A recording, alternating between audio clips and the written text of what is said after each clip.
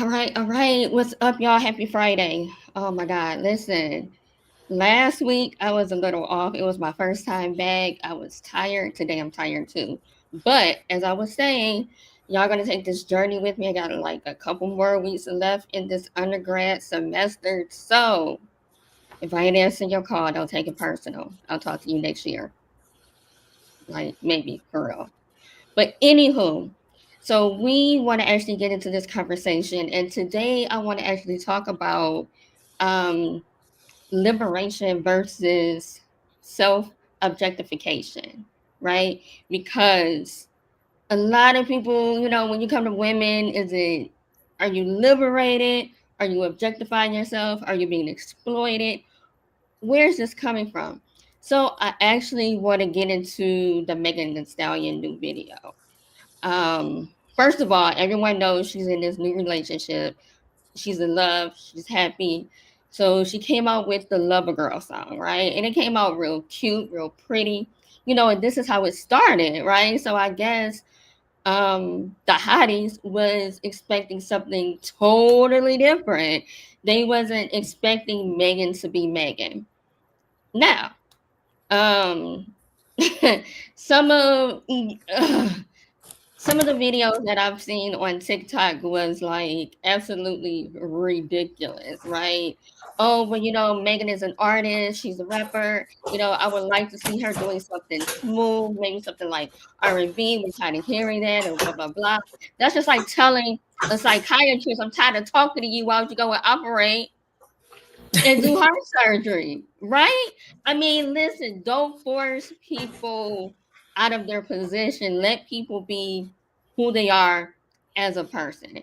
I believe like that is extremely important. However, there are stipulations to how you present yourself, right? Because everything does come with consequences, right? The way she put her song out there, the way she put her video out there, she did it as I expected Megan Thee Stallion to do. I feel as though this is a redo of WAP, right? Because everyone was just going off. They were tripping. I can't believe the provocative music. And what do you expect from Cardi and Megan Thee Stallion together, right? And I don't know, but this is what I've heard. I heard that Cardi is going to be on Megan's new album, so I'm ready to hear that track, right? I'm just ready to see what this is about to be. And I already know the video is going to go nuts on this.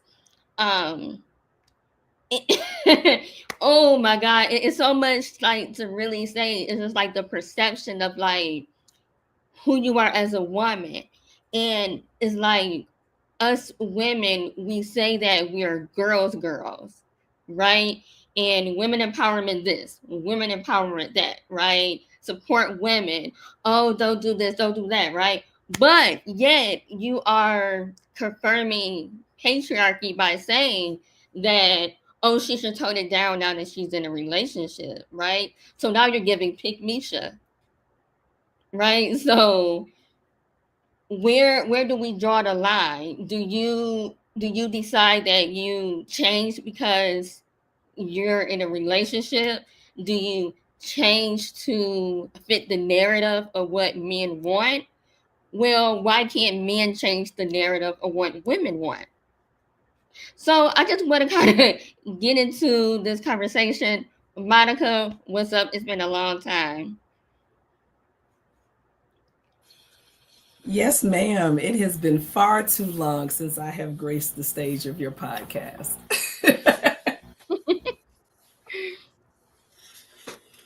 Don't introduce yourself. Oh, dear. Hey, everybody. I am Monica Alexander. I am a lot. And that's why Ivy invited me up today. Um, I am prior service military. I was in the military for 15 and a half years. I became a clinical social worker. I did that for many years. Then I got tired of all the back and forth that comes with that. So I decided to go into retirement and become a serial entrepreneur, open up a holistic health and wellness company. Um, After that, I got into the renewable energy sector, but as you know how things are laying right now, that's not the space to be in these United States. So as an in between to recoup some money and put some money back into my retirement, I am over the road 18-wheeler long haul trucking. So and I've known Ivy for quite some time, and we have had many conversations about this topic specifically. Is it freedom, or are you being a pygmisha? Are you doing what the status quo expects you to? So it is an absolute pleasure. Thank you, Ivy, for having me. You are welcome. So y'all know, because this is a school project, I gotta bring some receipts, which I normally do anyway. But I thought this article was extremely interesting, right? And y'all, I really want to post this, and I'm trying to figure out how to get this in a PDF form so I can post it so it's on the net. I don't know how, because I actually got it um, from my school's library. Mind you, this is an academic resource. It is the real hot girl movement. It is a social history of pleasure. And this was written by Elizabeth Francis, right? So it all started in Atlanta in, what is it? Let me see. What is it? In 2019. So, and it was coined about this activist, and her What's name her is name Adrian again? Brown. Huh? What's her name again? Adrian Marie Brown. She's an activist, and she coined pleasure activism, right? And when she said, pretty much like, when you're out and you're on the streets and you're fighting for justice, you're fighting for people's rights, you have to have pleasure in what it is that you're doing. Meanwhile, I think Coco was in the garbage. Um, oh no, she's in the bag. Okay. But however, she said that you have to make sure that you enjoy what it is that you're doing. And I found this to be quite interesting, just on like how she pretty much embodied this piece of work. It says pleasure activists and the hot girl summer movement, they request that centering Black women's pleasure to remove sexual blame and sexual shame and fear of harm in response to patriarchal expression will require finding ways to create safe spaces and storytelling. So is this storytelling what Megan is doing? Can we say that? Because can we think this is liberation?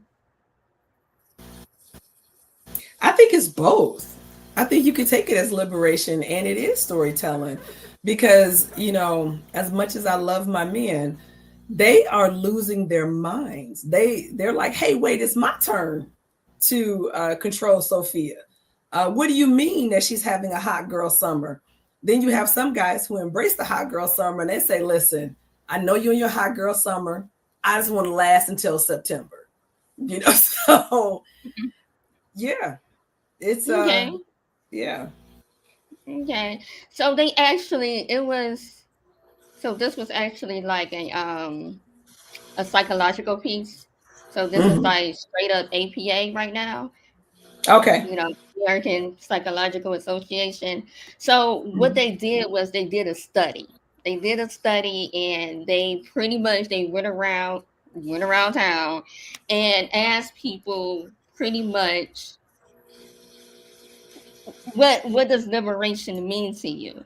And the results was, they said, let me see, this study came to the following conclusions. One, negative influences, meaning shaming, religious teaching, bodily control, and trauma. Okay, so pretty much we're saying that the religious folks are shaming those who are being liberated and having control over their bodies. Um, Or is it trauma? Are you reacting in a form of trauma? Because that's the thing too. Um, Let me see. But it discouraged Black women from expressing their autonomy and sexual desires freely and safely. This is what society is saying. So the pleasure activists said no.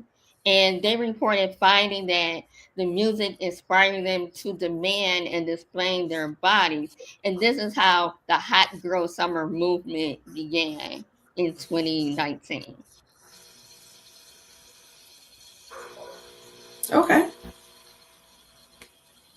Okay. So I feel as though like it's a lot to unpack It when you are is. it's a lot to unpack, right? Because you think about it, you say, hey, I'm liberated. I want to do what it is that I want to do, right? However, are you unconsciously objectifying yourself? Because we all know, from social work, psychology, or, whatever field of human service that Mhm. you go into, that is so it things happen from generation to generation, right? So either you act things out or you become what was acted upon you.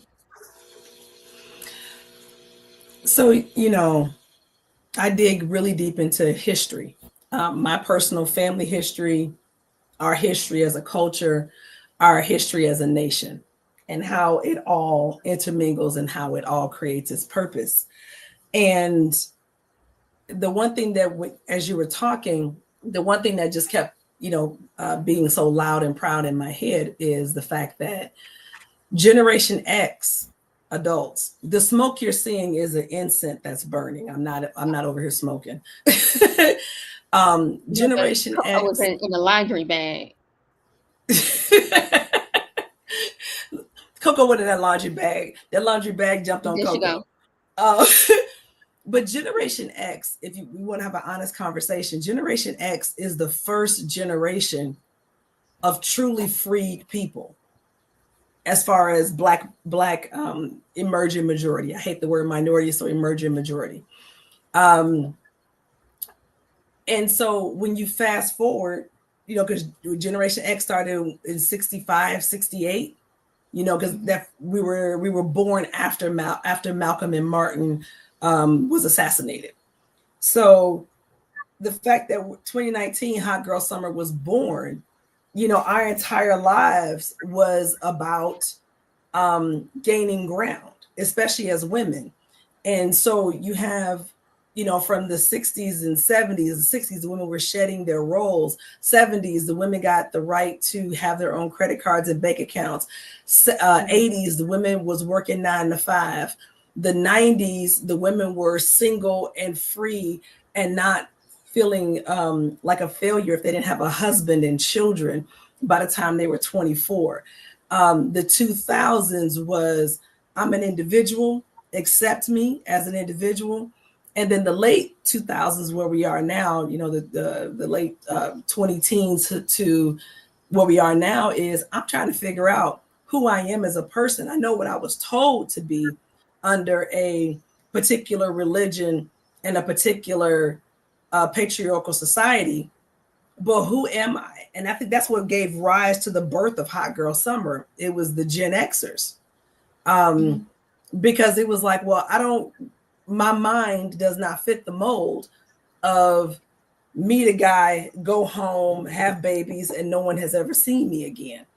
Um, we came outside because we had the freedom to do it. We had money, we had career, we had status. So, because that's what money gives you. Money buys you freedom. Mhm. Money buys you opportunity. So people, when they say money can't buy happiness, I beg to differ because I like my freedom and I like my opportunities. So I like the connection of when the Hot Girl Summer came to life, and when it became loud. Because like I said, I was in the military in the late mid to late 90s to the 2000s, and yeah, we was outside. But I thought that was like a microcosm. I didn't realize that was a national phenomenon. Yeah, yeah. And it's so incredible because I would be honest, like grade school, high school, stuff like that. History was just like whatever, But now, as I'm studying women's studies, and less than a couple of months, I'll have a degree. Yes, you I mean, will. it's like it is so interesting to see like all of the movements that has happened, um, that has been on the rise for years, for decades, right? And it's just like, damn, where did this come from and why? Because again, like I said, it's so much to unpack. Again, Mhm. I think about the whole aspect of epigenetics, right? Okay. And I think about how your DNA changed from generation to generation, right? Hmm.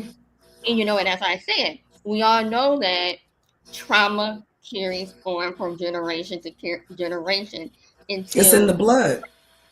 but right, it's in the blood, right? Mhm. So with this liberation, are we self objectifying up, unconsciously, not understanding that this behavior is already embedded in us to do, while the world is viewing, the holes and the thoughts. Is it, are you that, or is this your slave gene?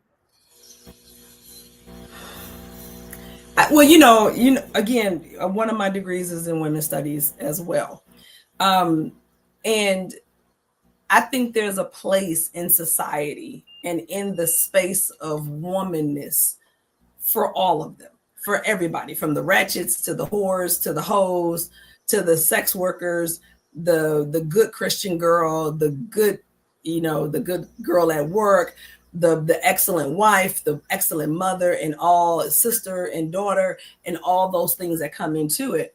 And I think there's a place for all of us. And I don't think one role or one type of woman is better than the other. I don't think the executive woman is better than the ghetto thought. I just don't, because they have their roles. The ghetto thought keeps um, the main hood killer in check. You know, the Mhm. executive woman needs the ghetto thought out there in the world, keeping him from doing certain things. So I I don't think we're being delusional. I think it's a case of women have been exploring their sexuality in music and art and text and in the real world as old as time. I think right now, because we have the advent of the internet where everybody can see everything in real time, the fantasy veil is being broken. Because, as I've been doing I'm not going to divulge too much, but I've been doing a lot of genealogy for my family. And I've gone back to my fifth great grandmother. And when I tell you, the history is hot. So, and it's hot good, and it's hot. Society may or may not like what's in there, but those women were strong and they were beautiful, and they owned the night. They owned their own spaces. And then I look around now. I was talking with a girlfriend of mine, and she had made mention that she had gone with her companion, her paramour, to a family gathering of his, and she was meeting all his brothers. And she said to me, she said, Monica, the one thing that I noticed is none of these jokers look alike. And then later that night, she found out that sure enough, each kid or most of the kids had different fathers. So women have been outside for a long time. So I don't think it's exploitation or us turning into the men of the 80s and 90s. I just think it's just being advertised better. Yeah, yeah. No, no. I'm saying from from a genetic science perspective, meaning that we carry the trauma gene, and the way that we were taught and forced into how to act during slavery is what you're Oh, seeing now. yeah, we definitely carry it. We carry the We carry burden that as gene because you're talking yeah. about um Hottentots Venus, right? Which was Sarah Hmm. Bottom. Like Hmm. it took me a minute to realize you are the same person, Hmm. right? But they changed her name. Yeah, because I mean, think about it. There was a study. Well, it was a study afterwards. It was a longitudinal study afterwards, and it was a cow that always would go beyond the borders of the farm. The farmer put up an electric fence, and the cow was pregnant. The cow went to the fence to go through it. She got electric shocked. She never went by the fence again. When she had her calf, that calf would not ever go to that fence because it's in the blood. So, yes, we carry all of our ancestral trauma, as well as we carry all of our ancestral hotness, our ancestral gifts, as well as their burdens. It's in our blood. You don't have to tell every generation to do or not do something because it's in the blood. A woman, like when I was pregnant with my daughter, she had her eggs inside of her. So I was carrying her and my granddaughter or grandson at the same time. So at least her generation and the next generation have genetic memory. All her eggs have some type of genetic memory from me. So yeah, we definitely carry it in the blood. Yeah, yeah. So I want to move to this other article. Um, I don't know exactly who wrote it. It was probably like five people. You know how scholarly articles are. It's like 100 people writing this article. Um, Well, because but everybody has their piece of the right, right. experience. Yeah, yeah. Um, so this is the sources and consequences of sexual objectification.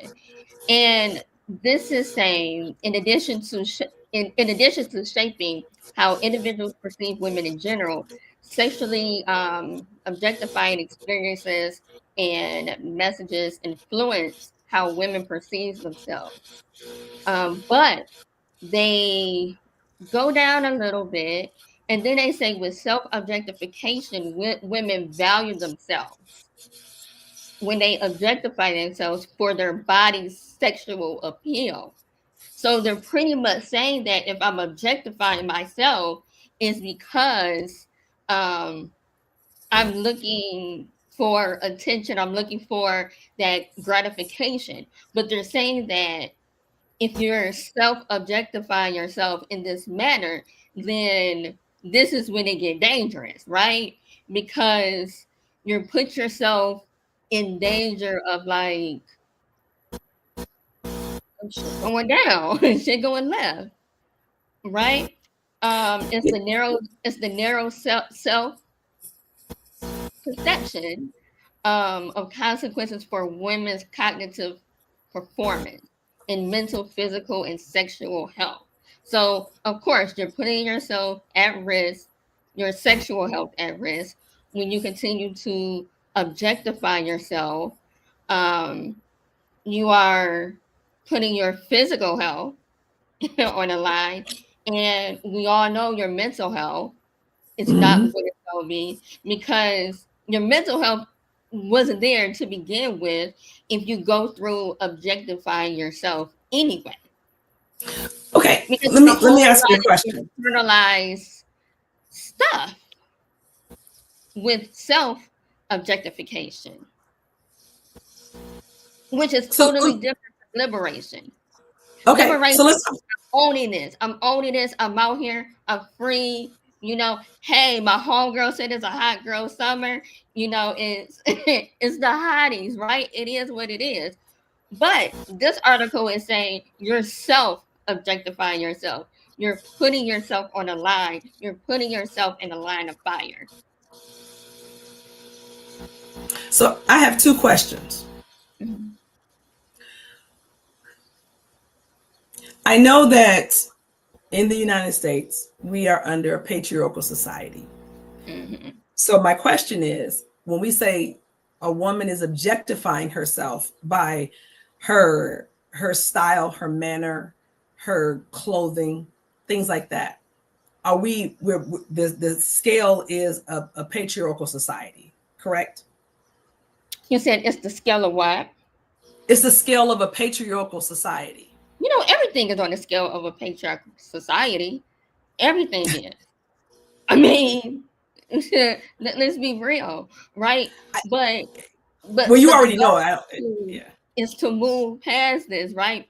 And like I said last week, because the whole point of this project is to really look at it, tear it apart, look how it was studied years before today, right? So now here I am. What is my contribution, right? And I think that women are being too soft as it pertains to what liberation is, what empowerment is, and Because everything of the patriarchal society. because of the patriarchal society, right? Because So, because you're feeding into it and not realizing that you're doing it. correct. Now, hear me out. And I've had to explain this to several men in my life that I love and adore, and they're not going anywhere. And meanwhile, I love a good, strong man. Mm-hmm. But I had to explain to them there's certain things that women will do that you think is for you, but it's not. It's the stunt on other women. My hair, my makeup, my BBL, my BBW, my whatever. All the physical attributes that women are displaying now, rather if she got a little teeny tiny belly like you do, or she got a Martha like I do, women are wearing crop tops. I can't do it because of what's in my genetic memory, the way that my mother raised me. There's no way in the world I could ever go out in a crop top and a pair of leggings with Martha, my little tummy. And yes, she has a name. um, However, I love when I see my full figured, sloppy figured, just had a baby figured, whatever the story is, figured woman coming out because she looked in the mirror before she left and she decided I look good. It doesn't matter if it was for the patriarchy, because I'm trying to find a husband, I'm trying to find a man, I'm trying to find somebody to give me babies because birth rates are down. Whatever her reasoning was, she put that outfit on with them little teeny tiny shorts and that crop top. And she said, I look good, regardless of what anybody else may think. I love that. I love that for her. I love that for the freedom of women. But that patriarchal lens says, lady, you're 45 years old. You got 4 kids by 6 different daddies. You shouldn't be trying to be out here showing skin. You should be covered up as if you were part of Sharia law. Because the patriarchal society also holds that a woman is supposed to be 5'7", 138 pounds, in a pair of stilettos, only speaking when she's spoken to, and knows her place. Whereas women are like, hold on for a second, guy. I'm not your property. I'm a full-blown whole human being. And I think that's where this whole framework falls apart, because it depends on what lens you're looking at it through. Mm. Mm. So we are going to actually tap out for this week because we only doing 30 minutes. We're going to be back next week, so make sure that you catch us live again. We're going to be on Facebook. I'm actually live on Instagram. I think I am live on Instagram. Yep, I am live on Instagram. I haven't been able to see the comments or anything, but yeah, I am live on Instagram and I'm live on YouTube. So again, the question is the patriarchal society. Why is it that women change to be desired by a man, but why can't a man change to be desired by us? Because what about Ooh. what we want? what about what we want? Right? So men want this, and this, but you ain't that, or that. So let's dig deeper more into this conversation. And yeah, so this is how I'm only getting started because I got a couple more, like maybe like 4 or 5 more shows to do. But every Okay. segment is going to get hotter and hotter. I got permission from my advisor, so I already told him it's going to be risk Okay. based. You do now. Whatever I say, go take it to heart because I got literature to back up everything. I got studies to back up everything. So say what I said. So again, Monica, thank you for jumping on. It has been a pleasure always. This Always. was a great conversation, and once you just continue to just think about like how society is, make these men change for us. We should not change for them. I think I that's the first. agree. That's the I don't first step. understand how we can create life and somehow we're not in control. We shouldn't be able to be in control of it. I, Yeah, I don't understand. But that's a story for another day. yeah. Yeah. All Ivy, right, thank y'all. you so very much for having me. I always appreciate you inviting me up. You always challenge my mind to dig back into some studies, dig back into some history, and just look at, just unfold and just lay everything out for others to learn and glean from. So thank you so much for having me. I really appreciate you. You're welcome. Thanks for coming on. Just a random conversation. Like, yeah, I'll hop on. Send me the link. Okay. But yeah, all right, y'all. I'll be back next week. All right.